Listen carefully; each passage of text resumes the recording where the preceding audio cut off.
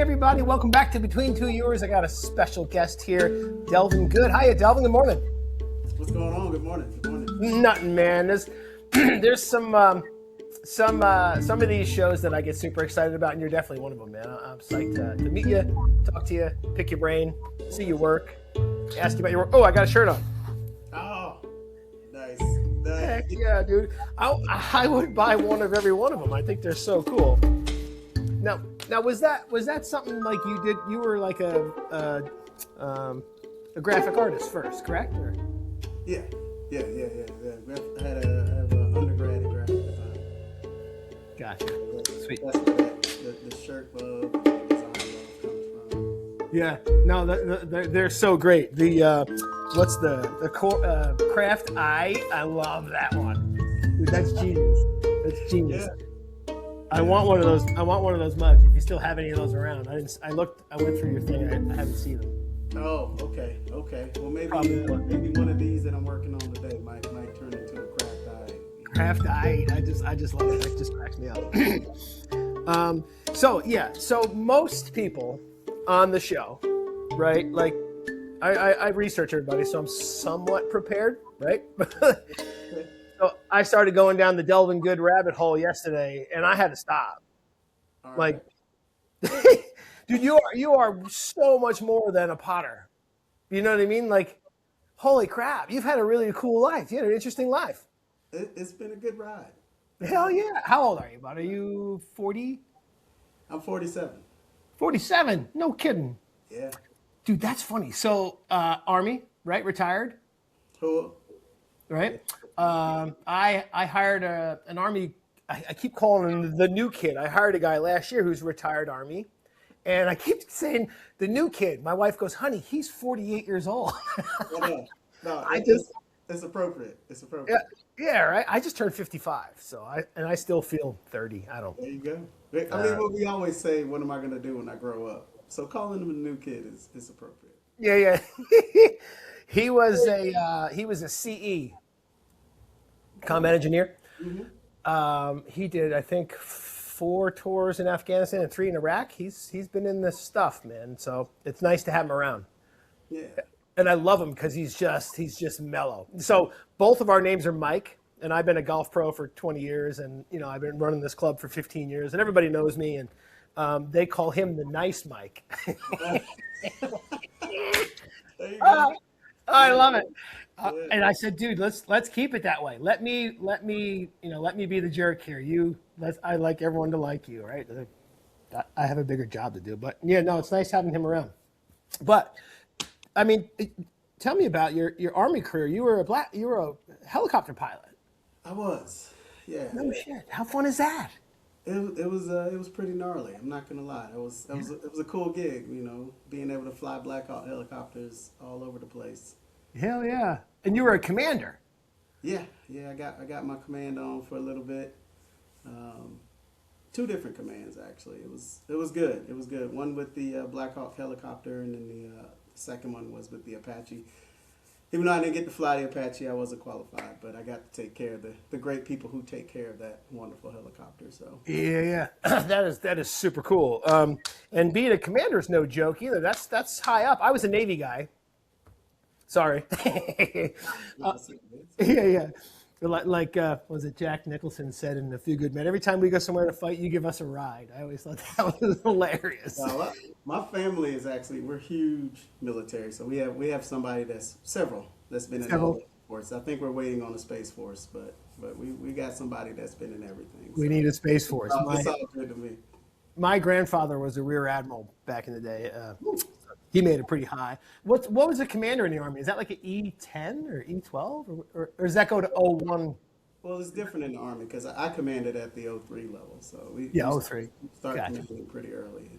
As far as what they call you command. So yeah, I commanded as a captain a couple times. And I don't know what I made it to, E5?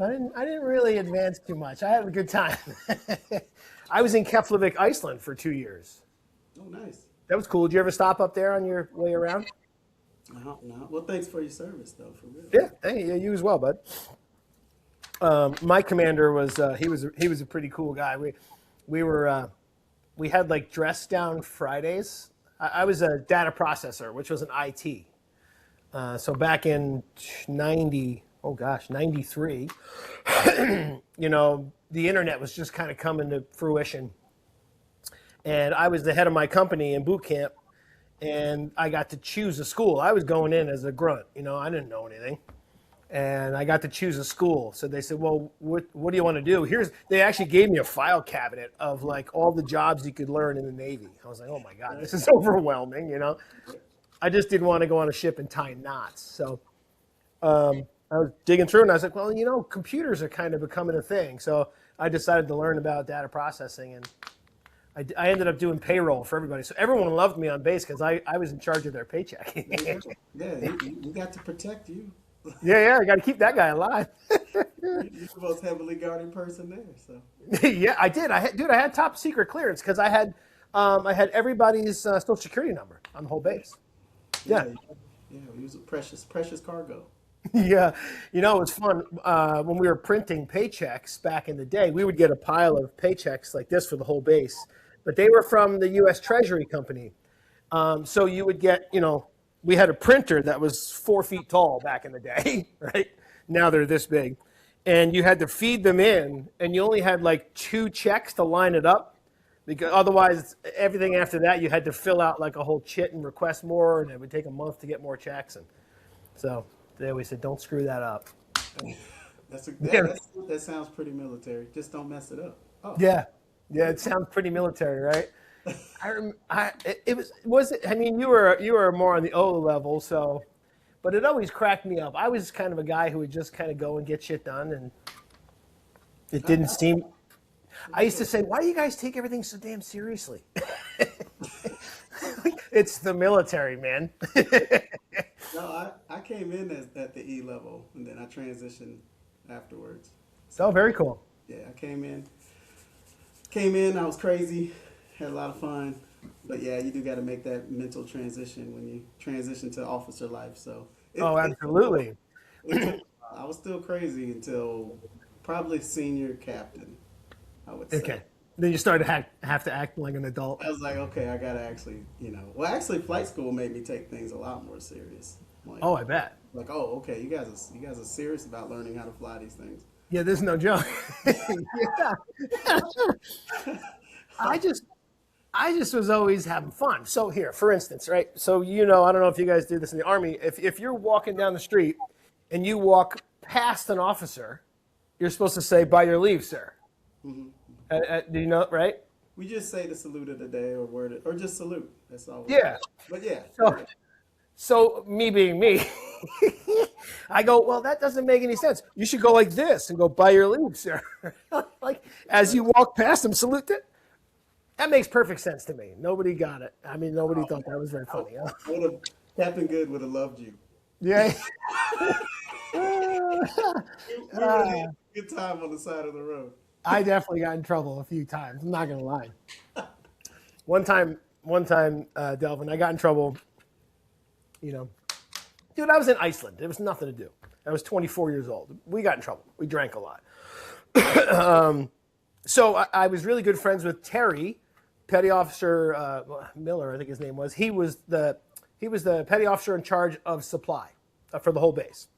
Him and I played golf together. We were buddies, and we got drunk together.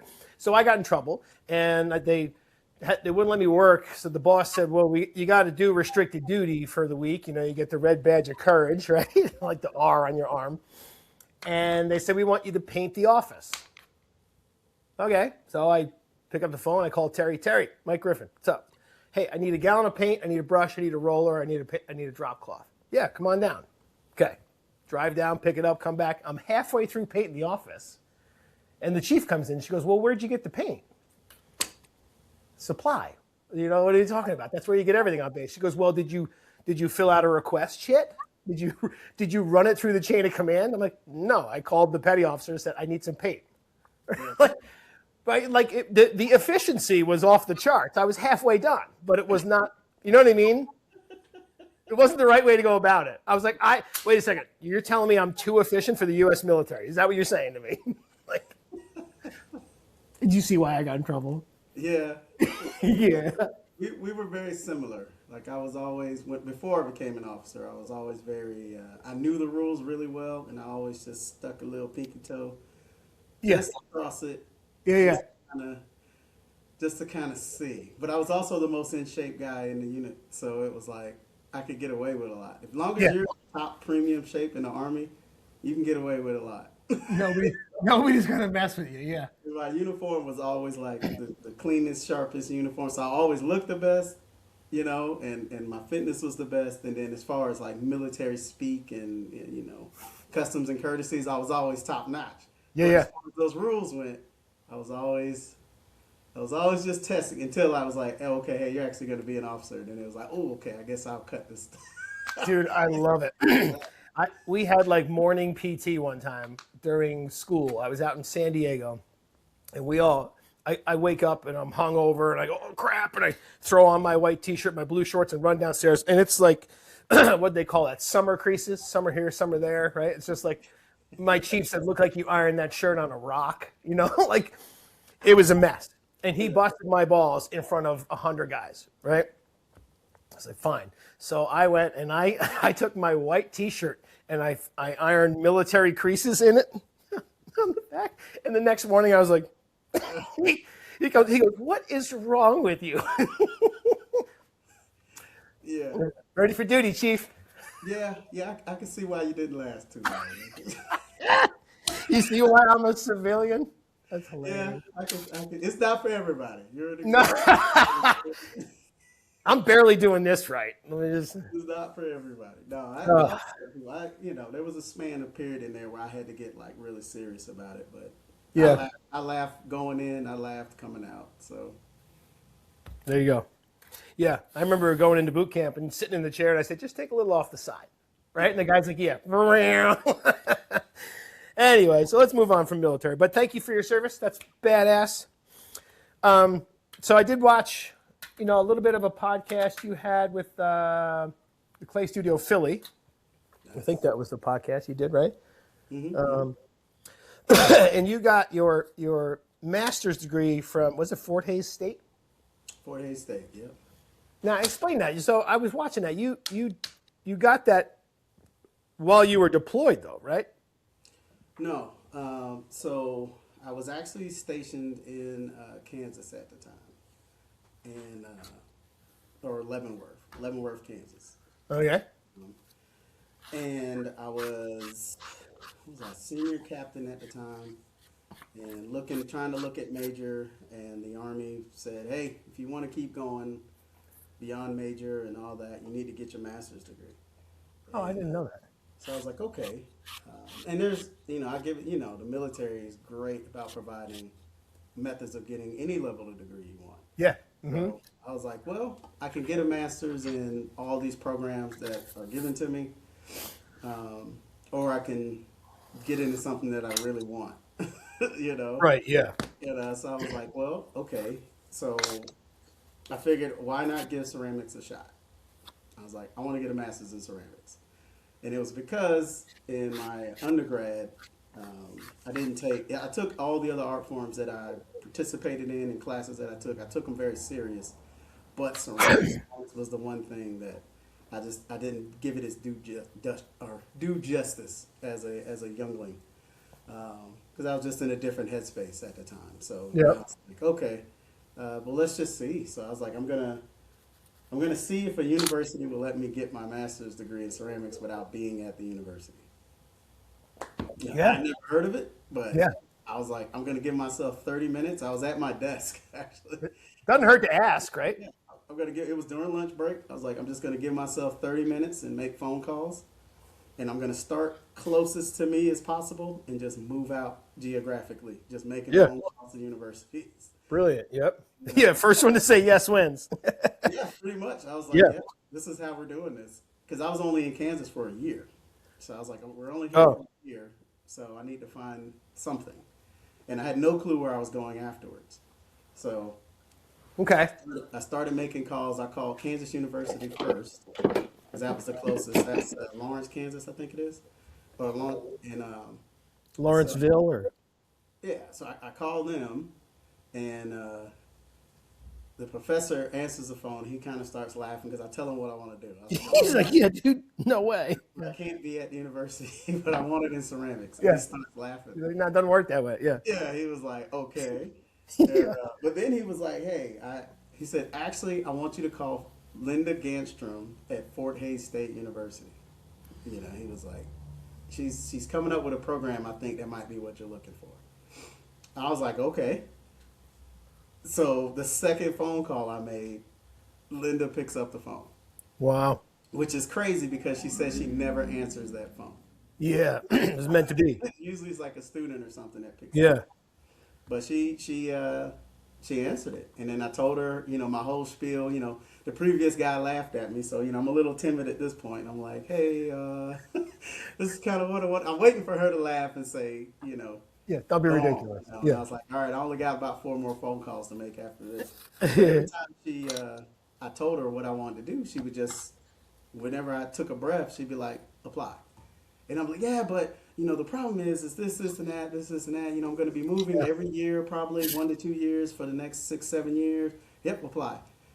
And I'm like, but you know, I noticed that the deadline, I'm past the deadline. Apply. Yeah. Yeah. Yeah. Okay. So I did, and got accepted, and that was the program. It was a pilot program to get your master's in ceramics without being present at the university. So it was exactly what I was looking for. 2 phone calls in.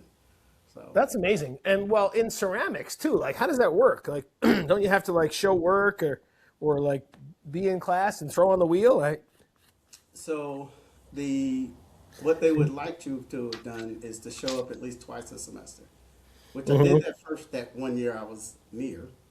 So you're right. Yeah. midterms, I showed up for the finals. Oh, That's there's the the thing water. kicking on. Is it too loud? Not right now. Okay, cool. It might be for the people that end up watching this. I don't care. Okay, Good. hopefully it won't last too long. Yeah. All right. So I show up for that, and then outside of that, it was the Facebook group. So we got on Facebook, got online, Oh, and yeah. just shared your progress with the group. So I was still kind of with my peers, but not with them. So, so I just would shoot stuff up, send in my reports, kind of keep her up to date, keep the classmates up to date, my peers on what I was working on, what I was doing. Yep. And I did that the entire time I was in the program. So just really good at, hey, this is what I'm working on today. Hey, this is this last assignment. You know, people would chime in if they wanted. And then at the end of that semester, because I wasn't able to come back twice a semester. Yeah. Like I said, every year to 2 years, I was in a different location. So my professor would just pick everything that she saw from my assignments from that semester and say, mail these pieces to the university. And Oh, neat. Yeah. So she could see it at the end and they would have that final critique. I wouldn't be there, but everybody would have a chance to look at the work. That's the best way to get a crit. Not But, there. she didn't pull no punches either. So, I mean, and everybody had a lot to say. I mean, my peers in that program definitely pushed me, even though I wasn't present.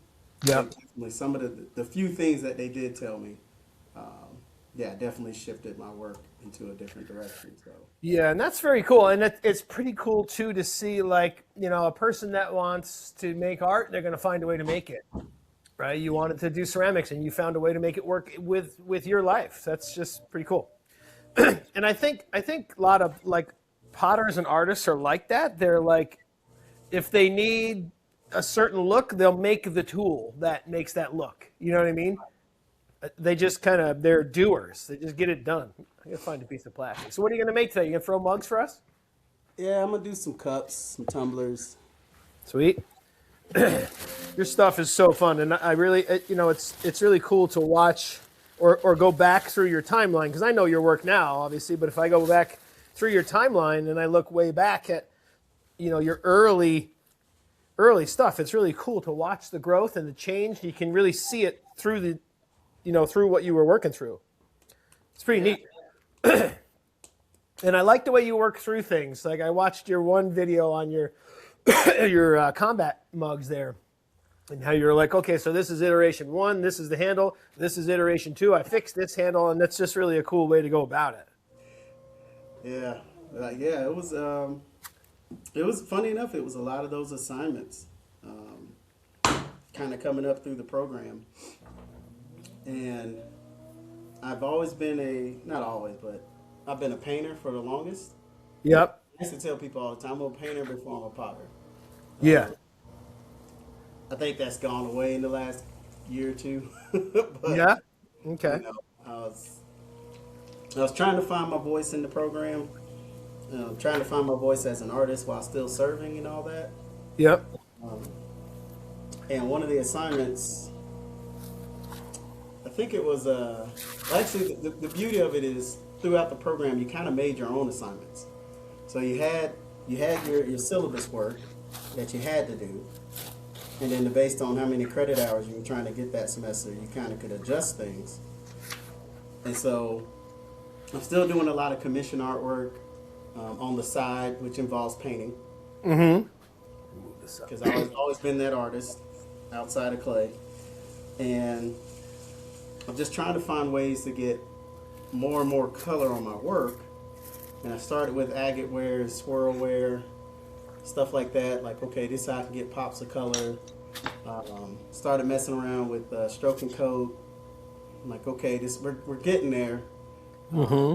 I'm playing around with some of the stencil work I'm doing to accomplish all these painting commissions I was getting. And it Mm-hmm. was all like spray paint, mainly spray paint stuff. Some oil paintings, but I was doing stuff like cornhole boards Yeah, those are cool. Yep. and like custom slugger bats because I was stationed in Louisville at one point, or near Mm-hmm. Louisville. I was in actually at Fort Knox, so I'm there at Fort Knox for 2 years, and so I'm doing stuff like that. And then as I'm progressing in the program, I'm like, well, I was like, I want my ceramics to look like my painted projects. That nice, clean, and Yeah. Which is which is imagery. hard. And I'm like, I'm doing like logos and stuff at the time, like, cause people are like, hey, I want a Pittsburgh Steelers and a Louisville Cardinal cornhole set, like just crazy stuff. And I'm Yeah, like, yeah, oh, yeah. I'm, You're I'm like, really? so I'm breaking down like, logos and stuff like this all the time using vinyl and Adobe Illustrator and all this stuff. And I was like, man, like my ceramics, why can't my ceramics look as clean and sharp as all this other stuff I'm doing? Yeah. So I turned that into an assignment in the master's program. Like, I will make pieces that look like my stainless steel water bottles that I'm painting for customers all the time. Yeah, those were painted. Those weren't decals, those water bottles? Yeah, those water bottles is all paint. Sweet. So I was like, if I can adapt that to ceramics, I think I would. I think that's when I'll find my voice. Mm-hmm. Yeah, it only took it took one assignment to kind of realize I was, at least for D Good Art wise, onto something. And Yep. then, fast forward to today, I'm still refining the process, still learning, teaching it more a little bit nowadays, which is great. Mm. So like talk us through that process. Is that like, do you make the stencils on a certain program and then like spray underglazes over to make that line so tight? How do you do that? So it started painting, Yep. and then I was like, well, I wanted it to look as close to spray paint as possible. I wanted those super duper clean, flat lines, flat surfaces. I wanted that decal look again, like I got when I painted those water bottles. Uh-huh. So, I mean, I'm already using Adobe Illustrator. I'm already starting to have a good understanding of how to break down graphics into shapes and how to design stencils to use as resists to build those shapes. It was just a matter of, now can I get underglaze to spray? Mm-hmm. Yeah, which, like, did you just do underglaze in a spray booth or something, or? Well, I started with velvets actually, because I didn't even know what underglaze was. I was getting some supply. Now I'm in San Antonio, Texas at this point. Okay. Yep. I'm at Roadrunner Ceramics. Love all of them there. If you're ever there, you gotta go check them out. Okay. And so I'm in there and I'm explaining to them what I'm trying to do. Like I'm on my grab, like I was there. It was again, I was only there for a year, but it was such a pivotal point of my master's process. Going there and talking to them, and talking to Chris and Gloria, and just, I mean, and poor Chris fired everything I brought into that place. Yeah. Look at this crazy project, because it was Yeah. one of the few places I wasn't able to install a kiln because I was, we were renting everywhere we went. 'Cause we're only there for a year. Yeah. Most owners were like, "Yeah, cool. If you're paying for it, you can install a kiln in my garage. I don't care." Oh wow. Yeah. But San Antonio, they were like, "No," and it happened. That's So I funny. had to take it to Roadrunner Ceramics to get it fired. And so they're watching my progression as I'm trying to get more and more graphic on my work. And I Yeah. was using stroking coat, and I think it was Gloria that actually pulled me to the side and like explained to me what underglazes were. She was like, "This is probably what you should Yeah. maybe play with these a little bit." Because she's like, if you really want to tighten up those graphics and stuff like that, that's probably where you should go. And so I started messing with the velvets, adding water, thinning them down. Like that whole process was like, it's always, how it is. It's funny like where you started versus when you get it down and you're like, man, that was a lot of work. Yeah. You're like, what did I do all that for? Oh yeah. I was working hard at it early. Yeah. I mean, you know what you know when you know it, right? So Yeah. Well, yeah, exactly. It'll come whenever the universe is ready to give it to you, I guess. yeah, I was like, I wasn't reaching out. It was just me trying to adapt what I knew as a painter to pottery, Yep. trying to turn underglaze into paint. Yep. And so I got pretty successful with it, even though it was a very, very long, drawn out process. Like it was just kind of funny. how Yeah. underglazes, but I mean, it was working. It took forever and a day, but it was working. And I had the smallest compressor you could find, like the little Amazon package. Yep. As a little mini spray booth. Yeah, the little Beaver thing. And but I would do it in my garage. So I had the garage door open. I had a fan blowing Yep. on me. I had a little box. I built a box for it. Yep. Yeah. And Yeah. I'm just, hey, I'm glazing. It's gonna take a few days, but it wasn't that long. But it's gonna take several passes. But I'm gonna get this blue on this thing eventually. Yeah. And then I'm still, even though I'm making stencils, I'm hand cutting the masking. Yeah. Oh God. in there, Yeah. and I'm like, because I'm not understanding that I have the equipment and the knowledge to not have to do that. I just don't know that I know that I didn't have to Yeah. do it. So I'm doing it, but we're making it work, and that's how that project came about. And then that's when you started seeing, like, I guess, the birth of Good art as far as the style that I have now. What my voice was through Yeah. those trial and errors and trying to figure out how to get underglaze to go through an airbrush and not gunk it up. So I got very, very versed in airbrush maintenance. How to clean an airbrush gun. And probably really good at scraping shelves too, aren't you?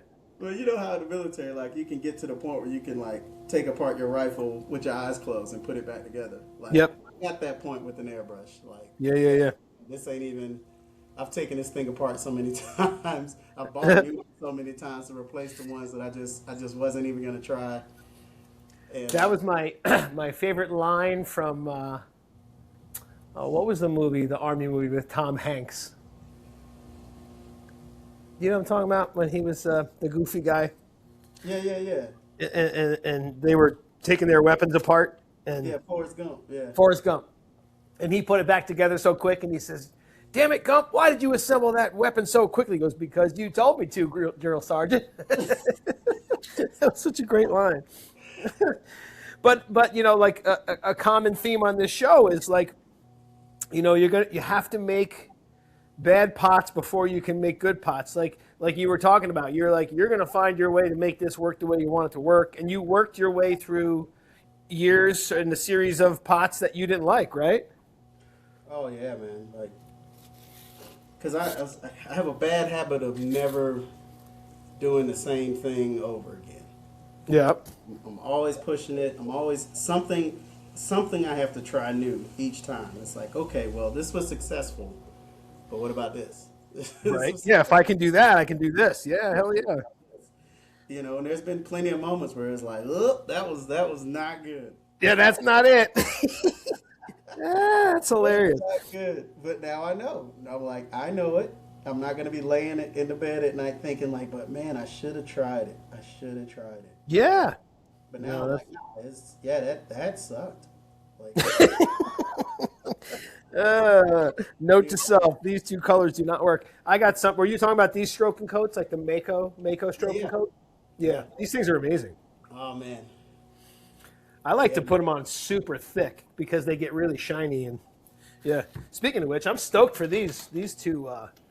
Hell yeah, dude! yeah, man, yeah, I'll show man. you. Actually, I made some mugs that are kind of de-goodish. Let me see. Let's do it. Dude, I'm in that point right now where I have a shelf full of stuff up there that's halfway glazed, a bisque that just came out, and a bunch of stuff I should be glazing and decorating, but I'm doing green work. Do you know what I mean? Yeah, yeah. I call it creative procrastination. So like I know I shouldn't be doing it, but Right. so I made these for Aramont. They say Amont on them. Nice, nice. So, but this is going to be that crazy bright yellow. I think. I don't know. Yeah, hopefully. Hopefully, that's the fun of it. Don't know. Yeah. It might suck. Yeah, I mean, there's like a lot of times like so when I'm breaking down my graphics, I'm just most of the time I tell people I'm like this, just Yeah. staring at the laptop, Yeah. and I'm visualizing the steps like okay, and I always try to start with like Amon, like right, okay, if I want Amon, Mm-hmm. that's the end state. How that's what it needs to look like in the end. How do Yeah. I back those steps up to get there? Yeah. Like the craft I8. How do I back the craft I8 steps up with those? Yeah.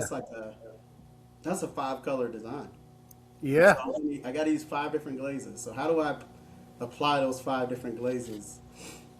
And funny enough, the first time I did it versus when I did it recently a couple of months ago, like because I save all the files, so I go in and I looked at the original craft I8 stencils. Yeah. I was Did like, you do it wrong? woo! I didn't do it wrong because I got it to say and look like I needed it to look like. Yeah. I probably did it. It probably took me twice as long the first time I tried versus Yeah. I look back at it. So I was like, okay, I gotta redo the kit.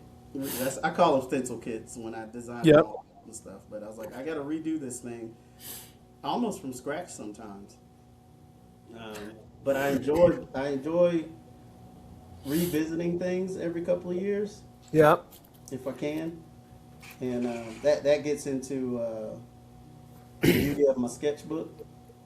You probably got a really cool sketchbook. Yeah, But I like that part of ceramics where you gotta like. A lot of times, I have a hot tub here because I live in upstate New York. Actually, if you look out my window right now, it was 2 seconds ago. It was a whiteout blizzard out there. wow.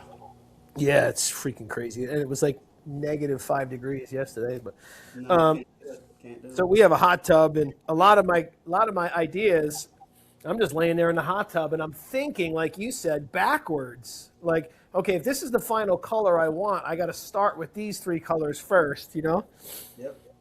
Because I usually I'll layer on terracige and then end up using underglaze post bisque over the terracige to get like 2 different depths. Like I want the matte terracige in the back and then the underglaze color popping off the front. So, but I like that. That makes it a little more fun to work backwards, I think. Yeah, I think it's I think I learned that from graphic design. I was a graphic design undergrad. And I think that's why I learned that process because they they would just say, pick your favorite magazine, pick a spread, and figure out how they did it. Try to duplicate. And so it's like, okay. So I just learned. So I do that now with like logos. I'm known for like the candy pieces. Yeah. Shout out to Northern Clay Center because they're the ones that got me on that kick. Did they? Yeah, no, you're definitely known for that. You definitely have a visual style now, right? You can see your pots from across the room. And yeah, so it's like, so now I do that same thing. It's like, okay, I see the Reese's cup. Like, okay, Yep. well, I don't want it to say Reese's cup because then I'll get Sued. Yeah. And I say Potter or Reese's Pieces, yeah. So I was like, okay, I'll do Pottery Pieces instead. Yep. Change it up a little bit. But still, I need to get the yellow. I need to get the brown. The shirt I'm wearing, the clay dough shirt, like people that aren't potters love the shirt.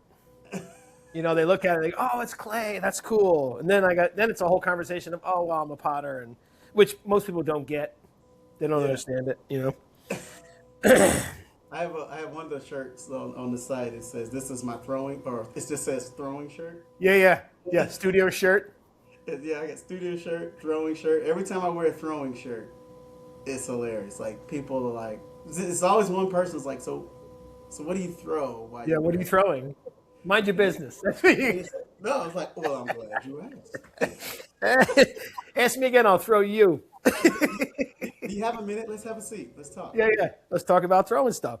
Yeah, and people that don't get ceramics, and yeah, it's funny. Like I always tell this on the show too, because I run a golf course. That's what I do, and people always say, "Well, what do you do in the winter if you're not a golf pro in the summer?" I say, "Well, I'm a potter. I make ceramics," and they don't get it until I show them pieces of what I make, and they go, "Oh, that's cool." And and then there's one old lady, inevitably she says, "Ask him what he charges for mugs." Like they don't get it. They think mugs should be $4 at Walmart. Well, it's always fun when I talk to my military buddies. They're like, Yeah. So what are you doing now? Yeah. Yeah. Wait, for real? Man, we doing some pottery. I got a show coming up.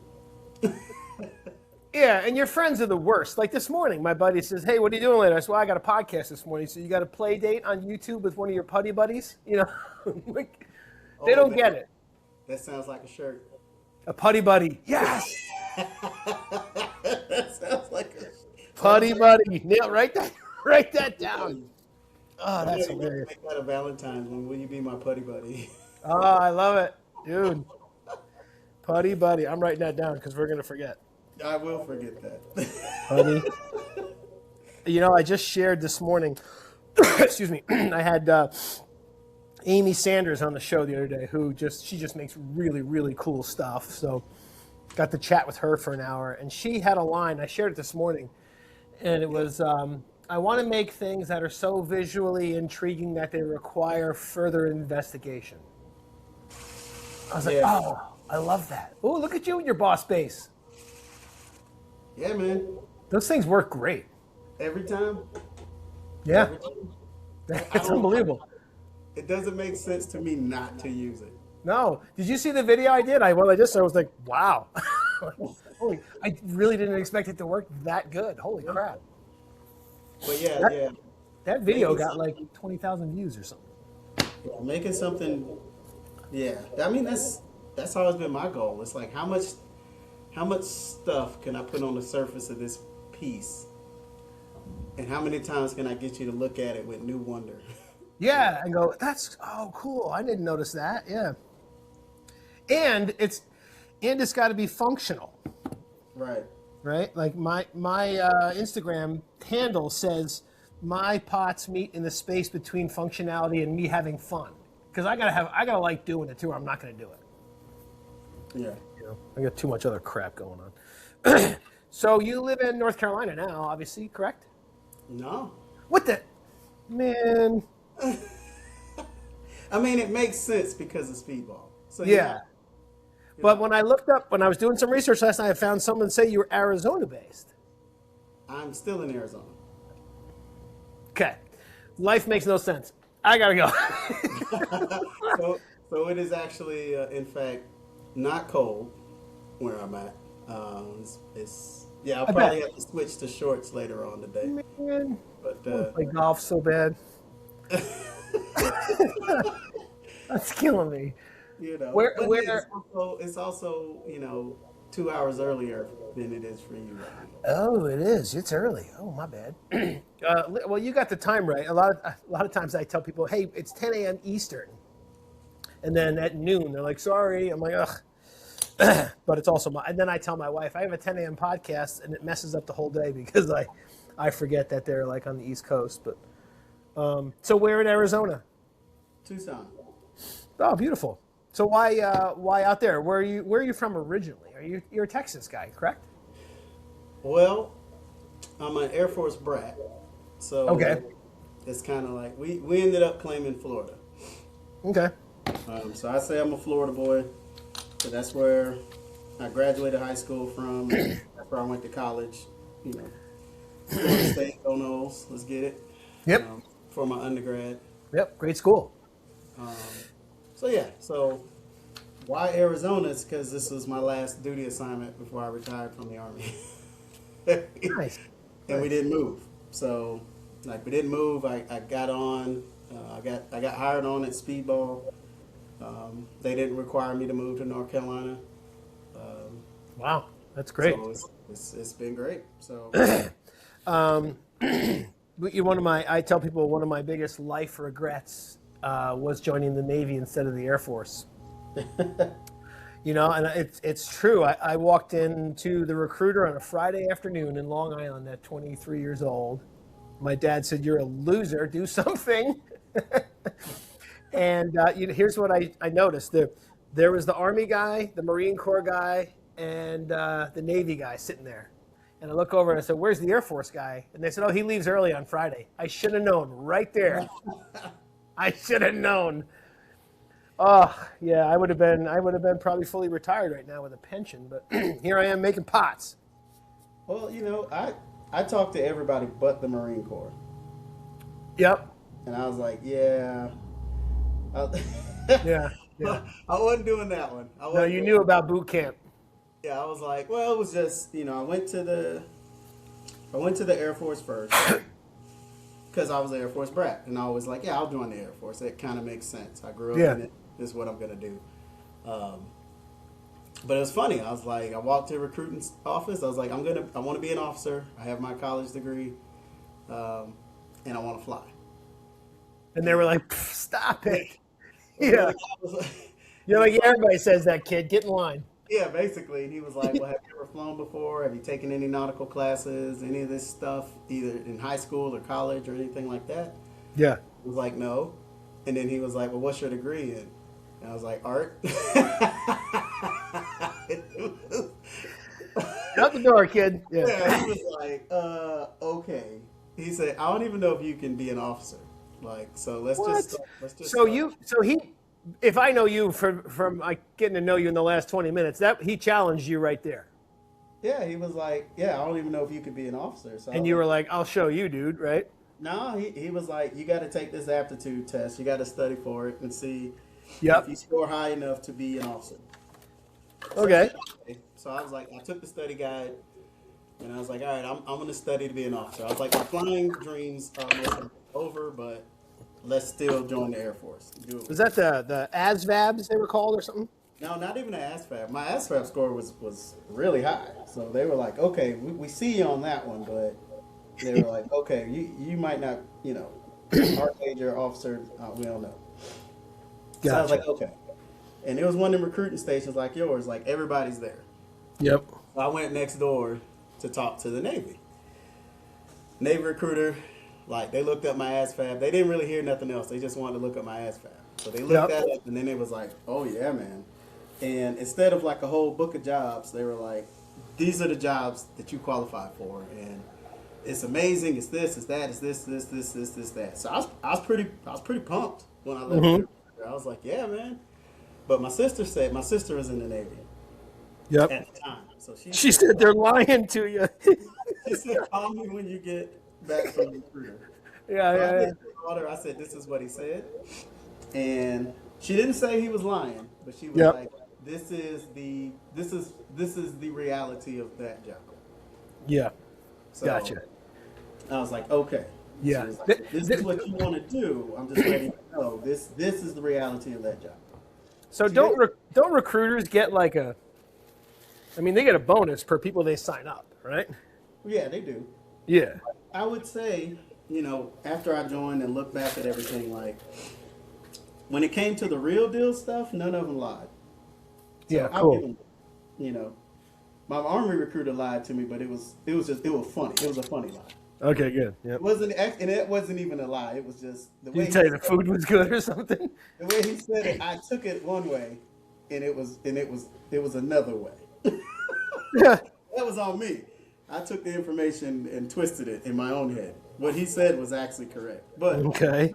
so like I said, so I left the Navy, and then the Marines were like, this poor kid was standing on the scale getting weighed, and they were giving this dude the business. Yeah. Nice. He's yelling at him and all this stuff, and he sees me standing at the window, and he's like, "Get your ass in here!" And I'm like, "No, For that. No. no, I'm good, man. I don't. Yeah. I Yeah. don't feel I'm a like civilian, dude. yeah, I'm catching an ass chewing for no reason today." No. So I walked into the army recruiter, and I mean, my attitude was hilarious. I was just like, well, because I'm still waiting to take the Air Force test, because I had to sign up to take the exam. So I'm Yeah. like, well, you the only guys I ain't tried yet, so what you got? Yeah. That's literally how I walked into the recruiter. Like, I done talked to everybody else. That's hilarious. And he was like, well, what you want to do? And like I give so much credit to my army recruiter, man. That man was legit, and he was like, he set me up for so much success that I didn't understand. But Nice. he set me up for a great 20-year career. Oh wow, that's fantastic. Is he still around? You ever found him again? Nah, I did run into him. I did run into him again. Nice. So so I told him, I said, this is what I want to do. I want to come in as an officer and I want to fly. You know? Yep. And he was like, cool. I was like, what you mean cool? He was like, Yeah, we can do that. let's see what he's like, do you have a degree? He didn't care what it was in. He said, do you have a degree? I was like, yep. He's like, all right, cool. Yeah. Yeah. He's like, He's like, have you met the Navy guy next door? He's a pain. he's like, cool, man. He's like, yeah. He's Uh-huh. like, you can do that. But he was like, I had some stuff in my medical records. And he was like, hey, I can't bring you in as an officer. He said, but you can come in enlisted and then cross over later. And, and I was like, oh man, he's giving me that. Yeah. Yeah. Everybody told me, man, hey, you got your college degree. Don't walk out of there without an officer contract. But I was like, you know what? I want to serve anyway. It was right after 9/11. I was like, I'm going in. I don't care. Yep. Nice. And he was like, well, what job do you want? And I was like, I want to come in and be infantry. Like, I want to be on the ground, kicking down doors. I want to have the craziest ass stories. And he was like, no, you don't. Yeah. He was like, no. He's like, no, you ain't, man. He's No. like, you are not coming in as infantry. And I'm like, how you gonna tell me what? I'm like, Right? "Bro," You don't know me. Yeah. because like I said, at this point, I don't care. So I'm just saying whatever to this guy. I'm Yeah, like, yeah, yeah. Tell me what I'm gonna do. Like I'm talking smack to him, and he was like, nope. He said, because you want to be a pilot, you're gonna come in aviation. Yep. He's gonna make you an air traffic controller. Okay. Which was brilliant. He was like, that Yeah. way you know how to talk to the pilot, so by the time you get to flight school, you won't need to learn how to speak over the radios. You'll already understand it. And I'm like, nah, man. Yeah. You don't know me.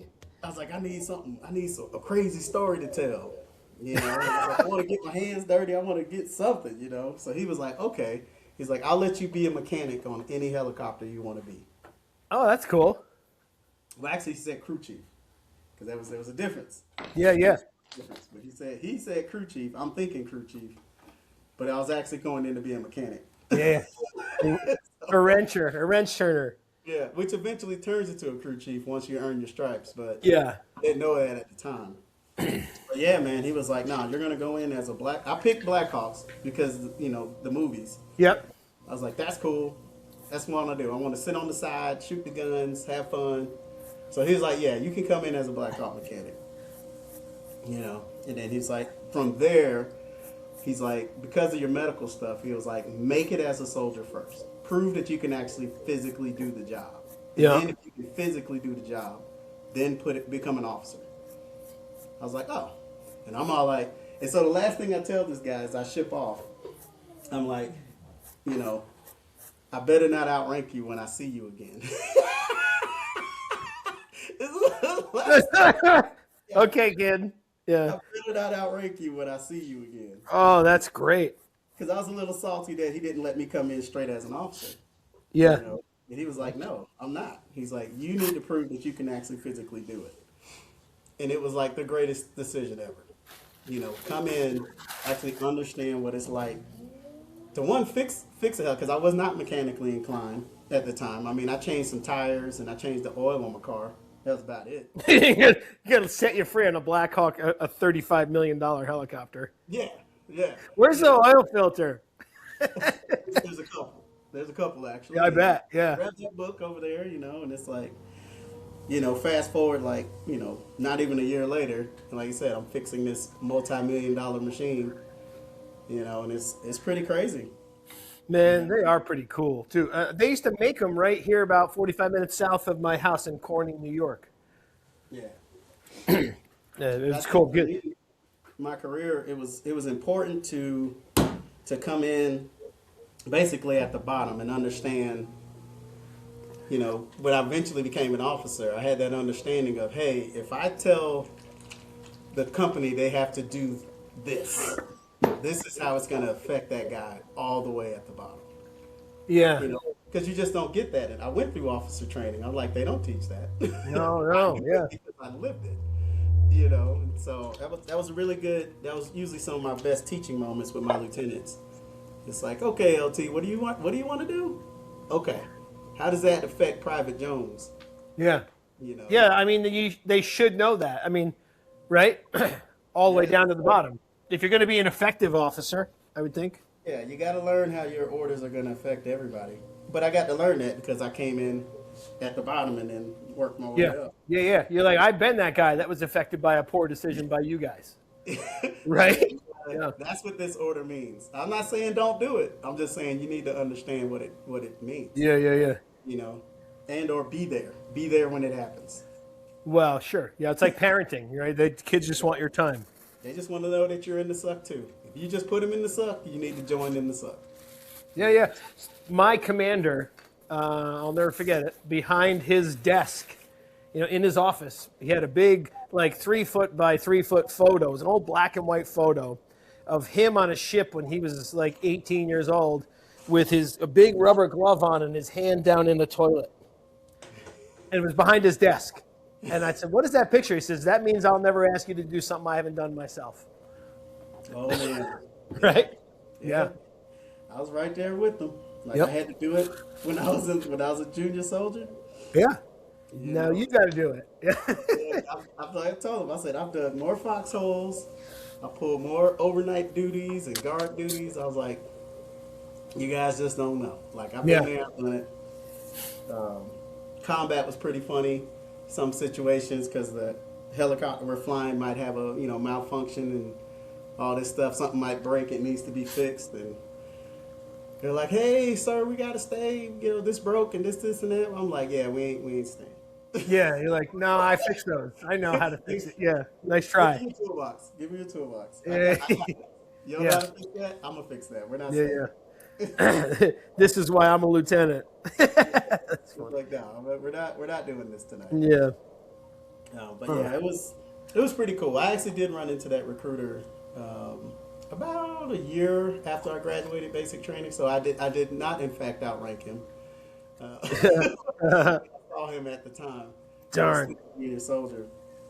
But now that I've learned who he actually was, basically his rank.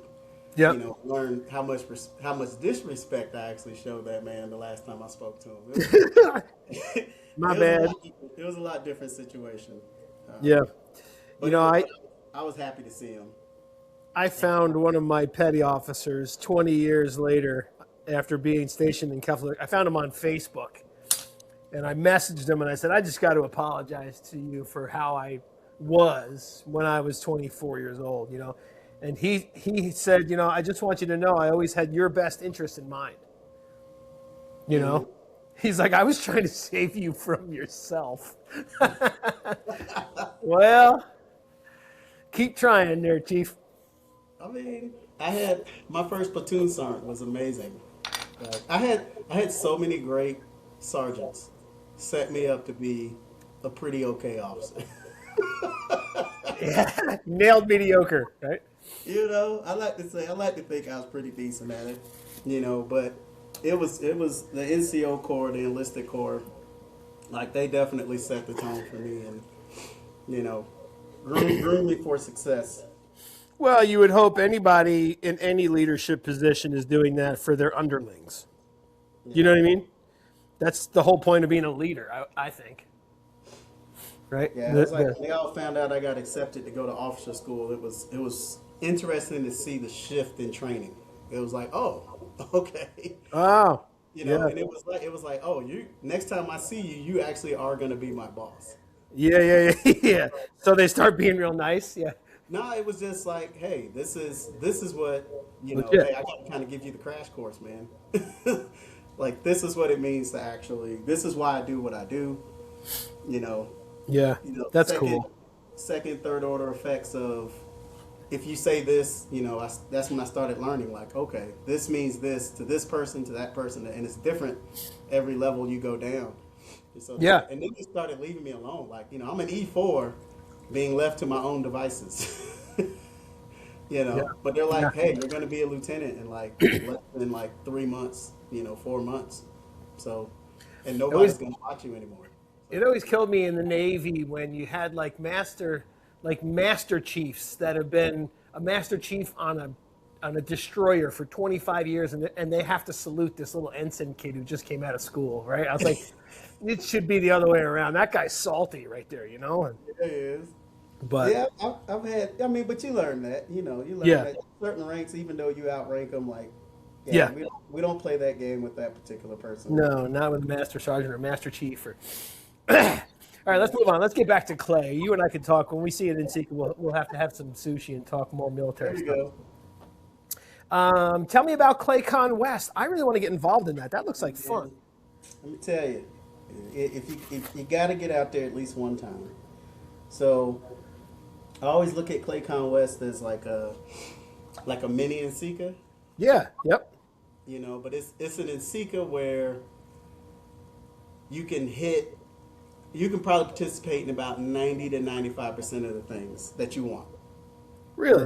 Versus, Versus in you know, Sequel, where you Nsika, like, yeah hey, good luck. yeah You know, you're gonna see about 20% of what you probably want to see because there's just so much going on and it's such a big thing. But ClayCon West, it's you know, maybe an artist is doing a demo in this room that you really want to see, while another artist is doing a demo in the other room that you really want to see. yep So a lot of times you'll see people kind of bouncing back and forth between the rooms yeah to kind of catch the demos, you know. Um, and it's just I've been there as a presenter two times now. Once as a main presenter, once as a mini. yep Uh, I absolutely love it. Like it is very intimate. yeah. The audience is right there with you. They can ask all the questions. That's great. It's just it's not. It's a different crowd. So, you know, it's not. What I've noticed is it's not a lot of like, I'm the best potter on the planet kind of mentality. Like Yeah. see that sometimes, even though like, hey, this is a panel discussing this. Okay, people on the panel were chosen for a reason. We're really here to hear them, not you asking a question to try to prove that you should have been on the panel. Kind of stuff. You and I are going to have lunch quite a few times, I think. So it's really like everybody's interested in that artist. They want to learn about their process. The egos are checked at the door. Like it's just great. It's just like, hey, you're on stage for a reason.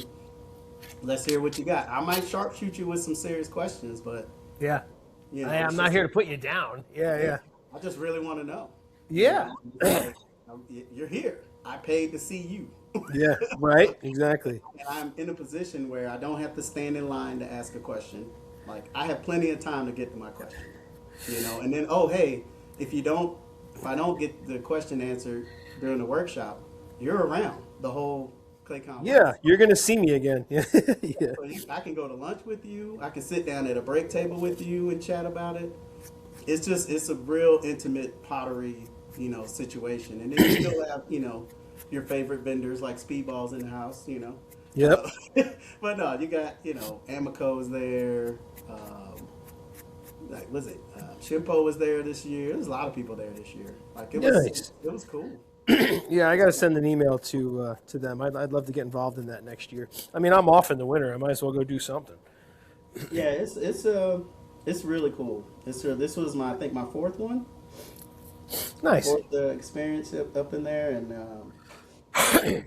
it's almost like kind of like a reunion now, because it's I mean, and it's mainly it's a West Coast audience for the most part, but we did have people there from Philly this year, which was awesome. Yep. Folks from Hawaii came out, Oh, so sweet. it's growing, and then there's the cool Nugget scholarship, Yeah. which What's is that? which is a lot of fun. What was that? Explain that. So You're.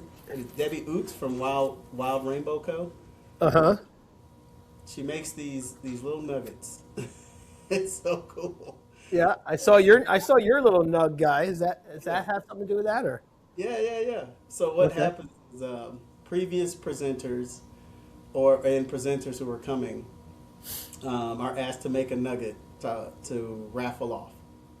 It And all the makes sense proceeds to me now. made from those nugget raffles pay for scholarships to bring new people to ClayCon West who can normally afford to get out there. No. So See, it's all coming together. yeah, so it's like, yeah, anytime Deb asks you to make a nugget, it's like, yeah, I'll make a nugget. Oh yeah. Right. Of Oh course I'm yeah. gonna Yours was cool as shit, dude. The packaging is amazing. yeah, What a really cool addition to your ceramics. I mean, your ceramics speak for themselves. They're badass. You have your own voice. They're really cool. They're funny. They're entertaining. And then you top it off with a really well thought out package or box or bag or whatever. It's just really it's a nice addition to whatever you make. I appreciate it. I appreciate that. I appreciate it. It boils down to something like I've been saying for a while now. Whenever I teach a workshop or even at ClayCon, we're hanging out at after parties and stuff, just getting to meet other artists and stuff. And I Yep. always tell people you're probably doing something outside of pottery that can enhance your pottery. You know, Yeah. but like I said, for me, when I finally figured out how to put the graphics on my work, like I wanted to do it, I'm like, well, I'm a trained graphic designer. Like, Yeah. I design packaging. I design. Yeah. That's what I've done that ever since college, undergrad. So I was like, well, why not really, take all this equipment because my wife does her own artwork, and that's really kind of how it started because she needed equipment to do her thing, her woodworking and stuff like that. So anytime we bought new equipment for her, I'm like, how can I wrap that into my ceramics? So I was like, if we're getting a laser engraver, what can I do with a laser engraver that helps out pottery? But I'm like, hey, I can get back to my graphic design roots and start really going crazy on the packaging, you know. Yeah. And that's how that started because it was, the entire time I was in the army, they knew I was an artist. Yeah. I saw you painting the murals too. Oh my God. Yeah, it's like that didn't stop with any rank that I had. That's cool. Yeah. Yeah. Yeah. Good for you. Lieutenant Colonel and was still doing art. You know? Lieutenant's out there painting, man. He's losing it. I was out there painting as a LT, a captain, like Lieutenant Colonel. I was still doing art. I wasn't doing murals anymore, at least as a Lieutenant Colonel, but I would have if the situation would have needed it. I'd have been out there. We got a would guy have that training other people to do it too. we got a guy that he's a member at the golf course I run. His name's Win. His first name is Win.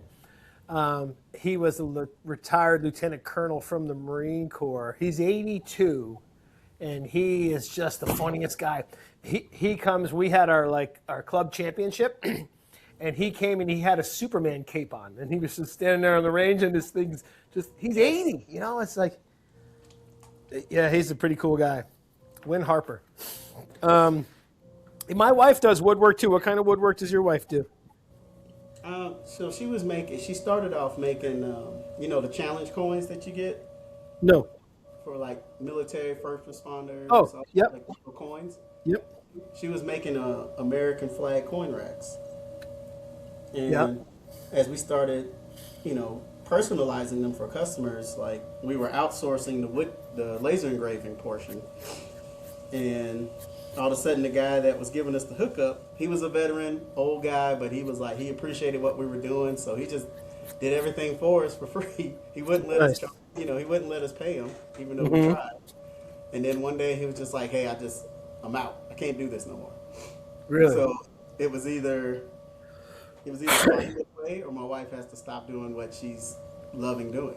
So I was like, all right, I guess we're getting a laser engraver. We're getting a machine. Yep, that's cool.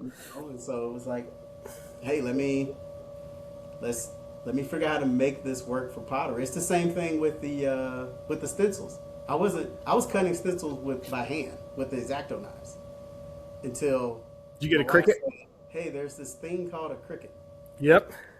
And I was like, I don't know about that, Yeah. And I just, Dude, that's pretty funny. A lot of flack about it, and I was like, okay, figure out, because I think I was deployed when she discovered the Cricut. Oh, okay. So she's writing me about it, and I was like, if you can figure out a way for me to design my own stuff on it, I was like, we'll get it. That's why I was like, man, I'm always. That's literally what it's for, right? Yeah, I was like, I'm always designing my stencils by hand. Like I have to draw them on contact paper in reverse, and then cut them, flip them, all that fun stuff. But my God. There's a will, there's a way. Like we talked about it. There's a will. Yeah. There's a way. And so I was doing it, and then once she was like, hey, because the first generation Cricut, you could jailbreak them with another third-party program. Oh, okay. Didn't know that. Yep. And so she went deep down into the research. She was like, I figured it out. You can Good old YouTube. Yeah. design your own stuff.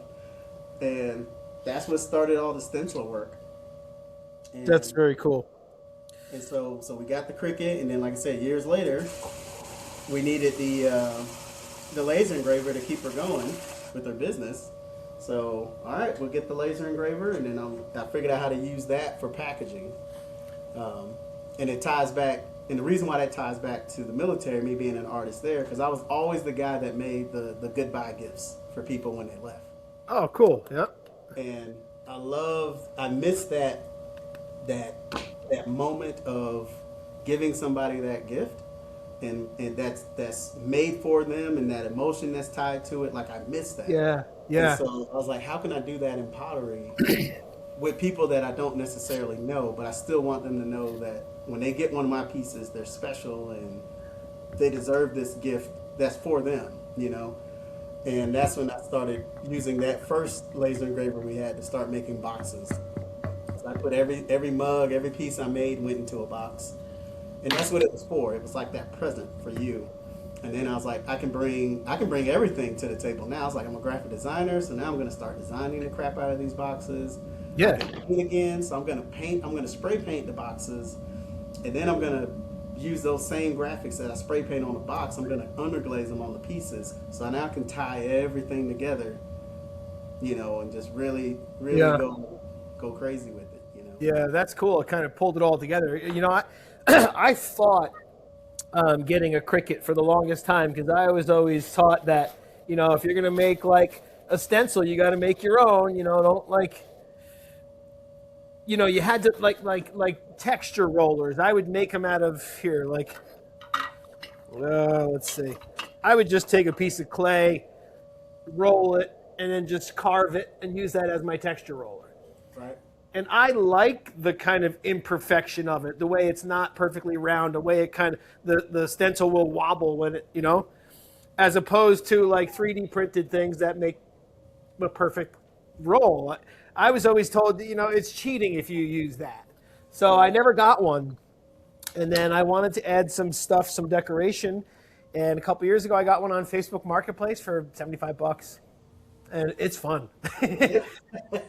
But then it's like a whole nother rabbit hole you can go down in decoration, you know? Yep. So I've been having fun with that. Yeah, it's a tool, man. You know, Yep, just a tool. Yep, I was exactly. uh, I was demoing the Boss Ribs, the Yep. new speedball tool Yep. at ClayCon West. And in this particular demo, there was probably about 10 people surrounding the booth watching me use it. And this lady, somebody said something about, um, are you concerned about the cheating aspect of that tool? You know, she's like, are you concerned about that? And Yeah. well, I was like, not really. I was like, because if you consider that cheating, then you need to go ahead and get rid of your electric pottery wheel, Yeah. get rid of that kick wheel, and get rid of your banding wheel. Like, those three need to go. Yeah. Yeah. Cheating, those need to go too. It's funny, I didn't, it just popped out. Like, I was in the middle of demo and I just said it. Yeah. And Oops. I No, looked but back, that's right. I mean, that and makes perfect sense. Yeah. the lady put her head down and I think she was, Have you seen those people like the videos on Instagram like in India where they have a stick and a tire yeah, yeah. and then they squat down and throw and I'm like, man, I am lazy. Yeah, I'm not. I Mm-mm. just, I just moved my wheel to standing last year. Yeah, Yeah, it's just I don't know. My hips are getting tight. Too much golf and sports and shit. And, if I sit down and throw 20 mugs, I go, oh God, when I get up. It's like I don't know when this happened. I don't know. It's funny. I was talking to a buddy of mine the other day, and he's like, "Oh, I'm taking this medication," and I'm like, "Listen to us. Like we're like two old guys. I don't like this."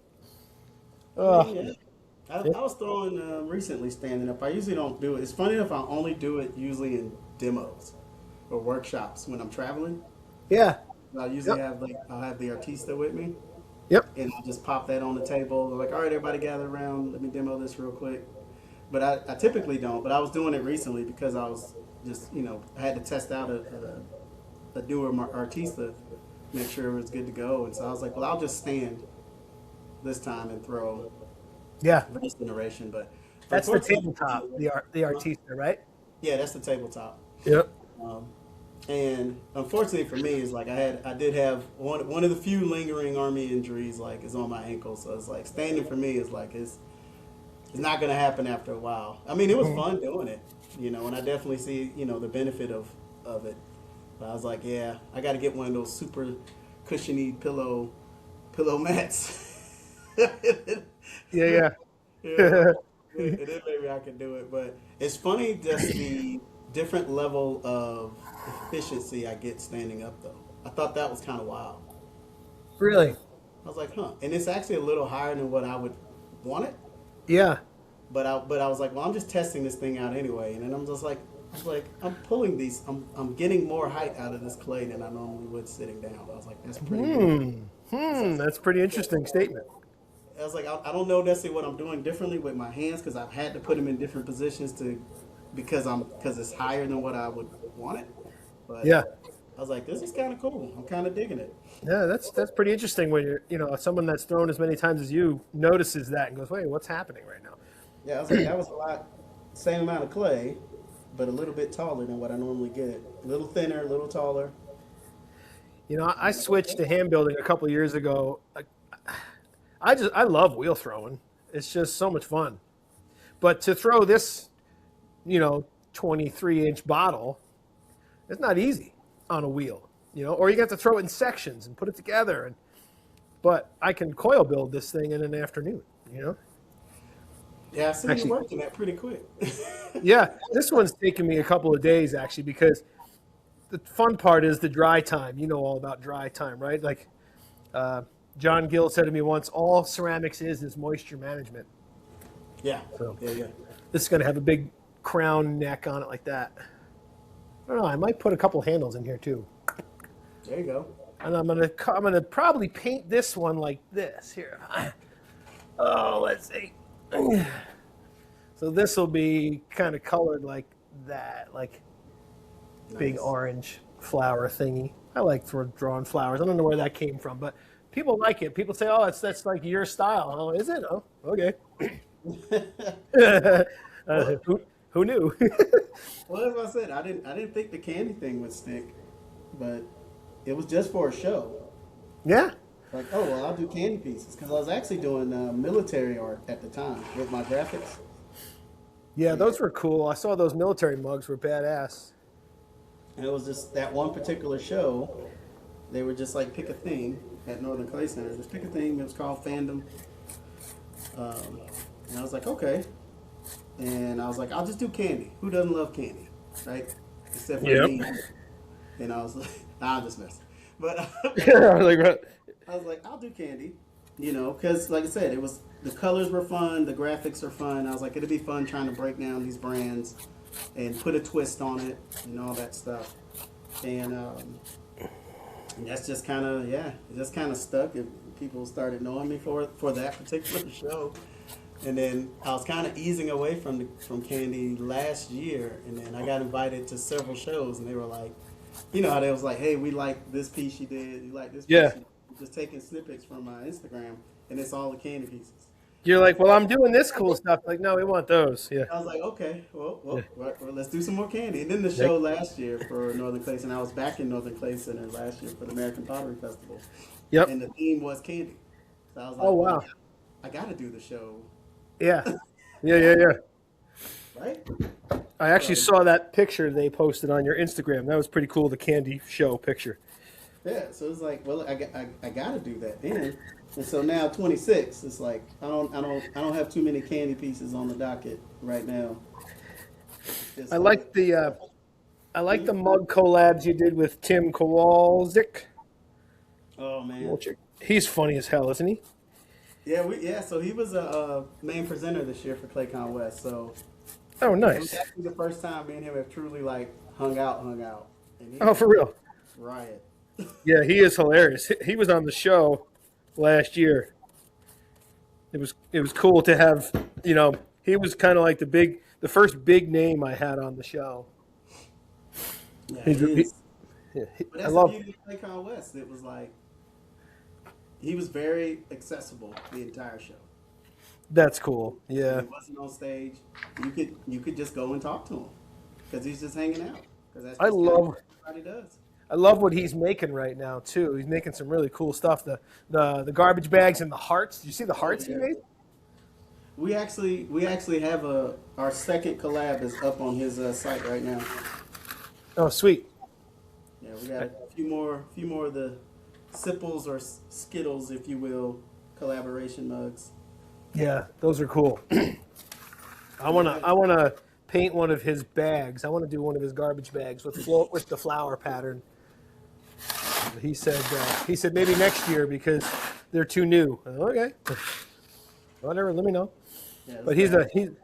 he's a fun guy to chat with. Yeah, I got Um, some pretty awesome collaborations coming up. I just gotta get to them. Like all the pieces are here. The artists have graciously sent me their bisqueware. It's just waiting on me to get them decorated. But I'm kind of excited that I waited because again, my wife needed. She didn't need, but she invested in a new printer that she wanted. Again for her stuff. She's continued to evolve in what she's doing hmm in the studio. So I was again same thing. Like I don't know about this UV printer thing. Like, like it's a little expensive. Yeah. I'm like, how can I use this in pottery? And so fast forward to last week when I did my little nugget and I put the nugget in the box and all that. Yep. Instead of having to spray paint that box, I used that printer to print all those graphics on each wooden panel of the box, and then I glued it together afterwards. Oh, that's so cool.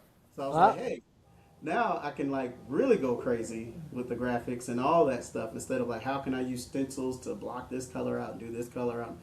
I just designed it in Illustrator or Photoshop, lay the pieces down in the printer, and off it goes, prints the artwork, then I glue it together. So I'm probably going to bring the boxes back for 26 because it's faster now. We have a much faster laser engraver now, and now with Yep. the UV printer, that just elevates the packaging to the whole nother level. So Yeah, that's very cool. So what you're saying is your wife was right again. Yeah, yeah. Yeah, she has been spot on with every piece of art equipment we've ever bought. Like, I think my so wife is I think my wife is always right as well. I just hate to say it all the time. I'm like, fine, no, yes. when we moved into this house, because it was a crazy situation of having to, find a home really quick and all that. And when we settled in on this house, I let her design the art spaces. I was like, whatever you want to do, because she's always been right. I was Yep. like, whatever you want to do, here's your budget, set up the art spaces, Yeah, that's and cool. it's been great. Now it's a little crazy. If I was to do a pan in here right now, it's a little crazy in here right now because I got about 15 different projects going on. But How old are your kids? How many kids you have? I got two boys, 17, 13. Oh, okay. Yeah, you're right in the thick of it too. I have 14, 16, 17 right now. Yeah, yeah, Whew. But you know what's interesting? You can sort of start seeing the light at the end of the tunnel as they start to do more things on their own. You know, like I said to my wife the other day, we were sitting there watching TV. I said, "Oh my God, nobody's home. Like this is great. They're all doing their thing." yeah. It's Yeah. Yeah, I wouldn't say. There's been several times I'm at soccer practice with my sketchbook and markers, knocking out some stuff, some Yeah. drawings for something coming up. Our You know. town is this little town of Naples, New York, is really well known for soccer. They're like a soccer dynasty because there's such a small school. They don't have football or lacrosse. They just everybody plays soccer, so they're really good. They got to the last game for the last 2 years, undefeated, 18-0, and lost on like a penalty kick to go to the states. It's hard to watch because half these kids work at the golf course, so I know them pretty well and I know their parents, and I'm like, oh man, I can't believe they lost. It's tough to watch. Yeah, it's been a rough. Um, what was I going to say? Yeah. So you were on. I saw you were on the Maker's Playbook with Rebecca. Isn't she great? Yeah, yeah. Yeah, I enjoy her. She was just on the show. I saw that. Yeah. Yep, she's a lot of fun. She's another one that I'm like, we're going to need to do an episode 2 because I haven't really touched. Like look at us. We're at an hour and 20 minutes right now, Del. Oh wow, we got 10 minutes, man. It's crazy. I want to keep talking too because as soon as I get off, I got to go install a floor, and that's the last thing I want to do. That is so much fun. Yeah, no. No, my wife is getting a space downtown on our main street. It's this old like rectory building between the two churches, and I looked at it to buy it. I wanted to put a pottery studio. I wanted to put a creative arts center in there, and it was like, a little too much money. It'll be this much a month for 10 years until I own the place, and I don't want to take that on. And then she went in a couple of months later with a friend of hers, and they said, "Oh, well, we'll rent it to you, but we're also the church, and we can't show any profit, so it'll be like $1,000 a year." I said, "Wait, nobody gave me that option. like I would have rented that. Oh my God!" So now she's got a really cool space downtown. So we're fixing it up. Nice. What is she gonna do with it? She's gonna have she's gonna keep most of her woodwork here for her. She owns a frame shop, and she's a wood artist. So she makes artwork and wood out of wood. She makes mountains, and she sells them all over the Adirondacks and stuff. And so she's going to move half of that down there, and then it's going to be like sort of just a local co-op, and she's going to have all sorts of stuff in there. I don't know. Nice. Yeah, she does lots of stuff for towns. We have a women's weekend that's coming up, March, where the whole town is like people come in from all over, and it's mostly women doing like ladies things around town. It's kind of getting big actually. I'm pretty excited. Nice. So were you on the Potter's Cast with Paul Blaze yet? Yeah, that was actually the first one I ever did. Yeah, he's so Yeah. fun, isn't he? And it was that one was surreal, man, because I think I was like third or fourth semester of the MFA. Oh, nice. Yeah. I was still fumbling around with graphics. I think that was when I initially started using underglazes, still trying to figure out what this thing was. And I'd made some mugs that looked like paint cans. You Yeah. know, Yeah, those are cool. I like the handles. and yeah, he hit me up right after right after that series, and I was Nice. like, man, I'm still trying to. Okay. Yeah, what do you want to talk to me for? Yeah, now podcasts are old hat to you. Yeah, I've done a couple of them, but I mean, they're always like, I'm always honored. I always think it's really cool and Yeah. appreciative. Paul is super fun. He's my Ensika buddy. We usually go find a cigar lounge when we get to Ensika, Nice. and we get a cigar and walk around. He's one of those guys that I just laugh the whole time I talk to him. He's just so funny. I don't know. Yeah, Maybe it's me. he definitely helped at least bring my awareness of Deegan art on social media because yeah, he was huge for that. Like, Yeah. There's a couple of things I want to touch on here before we get signed off. There, as like all these things I wrote down. Like I got all these talking points I want to talk about. And it's funny. Like, what's that? no, I was like, let's go. Yeah, well, it's funny because I had Tony Young on, and I had like 2 pages of stuff I wanted to ask him, and we just shot the shit for 2 hours. We never touched on it. We just laughed and talked. Let's see. So I saw the speedball video. That's really cool. I mean, I didn't know they've been around for like 100 years or 80-something Yeah. years, speedball. Yeah. That's very cool. So what actually do you do for speedball? You're one of their artists on staff? Are you So like a color maker or color tester or both or? so for Speedball, I actually manage the ceramics account. Like I'm the manager for Speedball Ceramics. Oh, okay. Yeah. Gotcha. So For all the Instagram or Speedball Ceramics altogether? all together. So like so I got to write that down. Be nice to Dell.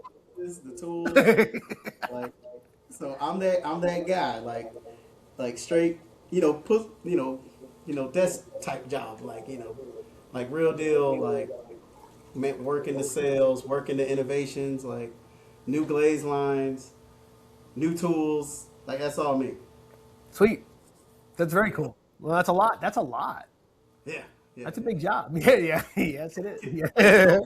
Because I am an artist, yes, I do test everything. Um, like hey, this is a white square bat. Have you ever seen these in stores? You probably have not. No. No. So, I get to test out a lot of stuff. Like, my boss base. These, it's a special color because this was one of the first ones to come out. So I get to, and I love it. So I get to use, stuff like that. But yeah, so yeah, I'm that dude at Speedball. Like, that's me. Ah, that So explains it.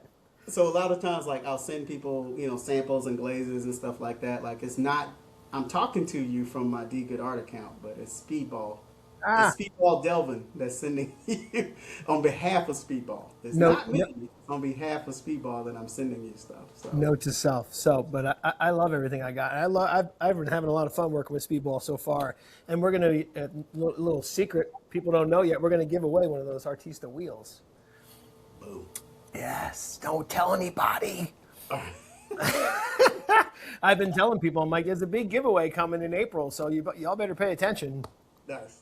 But so now the secret's out. If they listen to the show, if they get an hour and 27 minutes into it, There you go.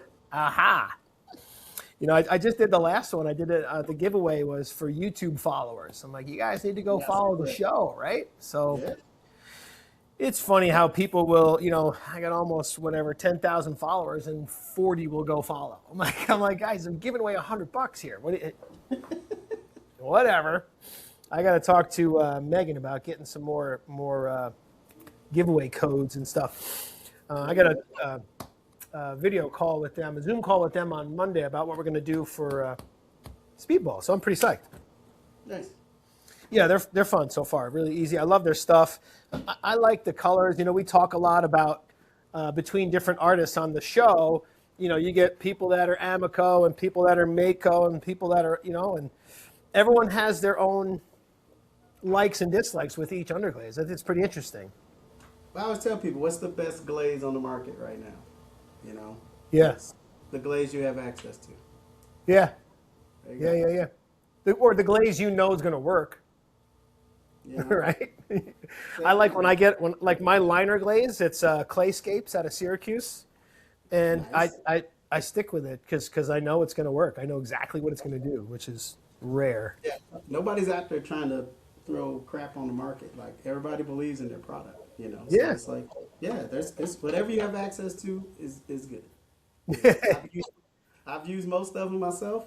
Yep. You know, I stick with Speedball because I mean, it's my product. Hmm. Yeah.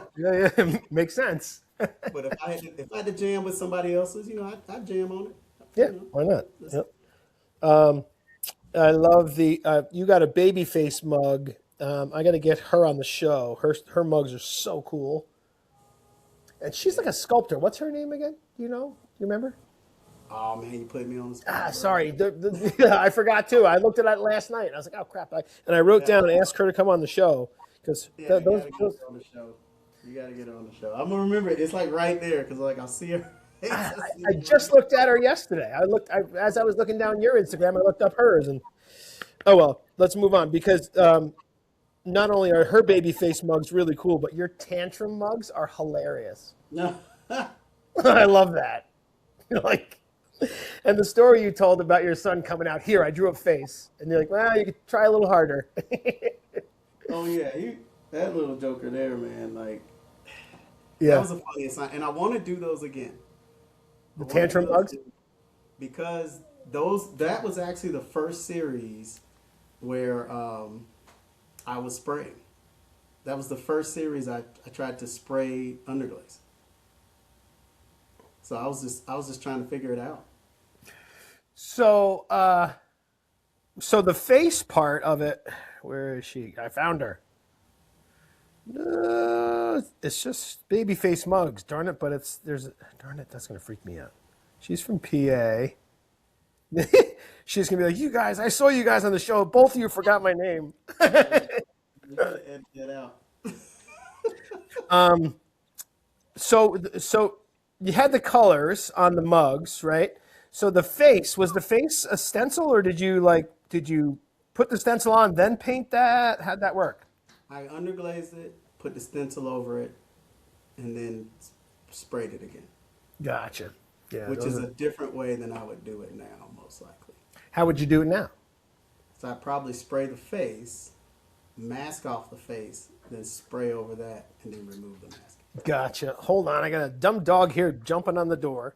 Come on, dog. She got snow all over her snout. Get out here. That's I got two dogs, and one of them is she's so fun, but she's dumb as a box. And then I saw what you had on there. The sloth mug, Oh yeah. dude, and the sloth's name is Mosey. Yeah, Mosey. So That is hilarious. that was my gas series, my oil company series. Dude, just the name Mosey is hilarious for a sloth is in itself hilarious. Just moseying along. Oh my gosh, cool. Well, we're almost at it. We're almost at the end here. I got to go put a floor in. I'd much rather talk to you all day. You know what we're going to do? We're going to put down Luan, and we're going to staple down Luan, and then we're going to paint the Luan rather than spend $2,000 on that interlocking floor and stuff. We got, $400 worth of Luan. We're going to do 2 rooms and just paint it. All right. Easy peasy. Luan is an underlayment anyway, so if you want to put floor on, you already did the bottom. It's already halfway done, I think. So let's see if we can get a good tip from Delvin Good for potters out there that are not necessarily beginners, but anybody. What's one good tip that you got that was like an aha moment for you that you would share with people? I think we slightly touched on it earlier, and it's just don't be afraid to fail. Like fail in the studio. Like Yeah. that's a great. They do that with product development. They fail early and fail often to get to the product they want. And I think potters can do, or any artist can do that exact same thing. Like, don't be afraid to do that. Like, maybe if you can, every load should be. I think every kiln load should have something in there Yeah. that you're pushing the limits. Yeah. Just, I agree with that. That also keeps it fresh and fun, I think. When you're going to bed and you're like, I can't wait to open the kiln tomorrow. Yeah, right? like That's just you fun. know, there's a lot of times I open the kiln, I'm like, that was rough. Yeah, yeah, But you yeah. know, I mean, and I recently posted it. Like, this whole kiln load was like absolutely horrible. It was like my worst kiln load in like 2 3 years. But everything I learned from that failure in that kiln load, like it made me a better potter. It's like Yeah. I was And, trying some things, you know. and that in itself is a huge statement coming from an established potter slash artist of your magnitude to people that are sort of new, right? It's you've been doing this a long time, and you still will have a kiln load of shit you don't like. Yeah, It, it was it, like, "Ugh." it's part of the process, right? Yeah, yeah. But everything in there was trying something new. We had Eric Beavers on the show. You know Eric's work, really colorful, really Yep. pinchy. And he said Picasso once said, "Inspiration is out there, but it has to find you working." I was like, Nice. that's a T-shirt. Putty Buddy. Don't forget Putty Buddy. Putty Buddy. That's going to be great. Um, Also, okay, so before we go, tell us where people can find your work, buy your work, website, galleries. Well, the shirts are on dgetart@threadless.com. All that stuff is on the link in my bio. I do need to update it, but yeah, you can get to the shirts from there. Like I said, currently have work, a collab with Tim Kowalczyk on his site. We got our second round of Skittle mugs or Skittle Yeah, cups they're in. cool. I'm currently at Companion Gallery, Clay Studio Philadelphia. I have some work there. Northern Clay Center. I have some work there. Um, Arkansas Museum of Fine Arts. I have work there. Sweet. So yeah. Clay Studio Philly is pumping out some really good artists. I had Demi Demlo on the show a few weeks ago. She's just making cool stuff. And she's like, she goes, oh, so-and-so is over there and over there. And I was like, oh my God, you're surrounded by superstars. That's Yeah, cool. yeah, I'm hoping to get back up there really, really soon. So Yeah, I might. I go to Philly and play a golf course there every year, and I'm actually going to try to play the USAM next year in Philly. And yeah, I'm gonna have to stop down and check that place out. I've heard great things. oh, you gotta go. I gotta It is go. Yeah, a clay studio like no other in the country. Like really. Have you been to Arrowmont? We haven't mentioned Arrowmont in this show. It's a first, by the way. Have you been there yet? I have not. I have not. Speaking of great studios, it's awesome. It's huge, And I taught a workshop there 2 years ago. I'm actually teaching one next fall. But it was really cool because the workshop before mine got canceled for some reason. So I had that studio for like 3 days to myself. I was like just cranking tunes. I had 4 tables covered with pieces I was making. I was just making a mess, It was, it's like, to me, that's just heaven. Yeah. When you got lunch and you got a bag full of clay. What Yeah, else? What else do that's you need, bucket right? list for sure. That's bucket list.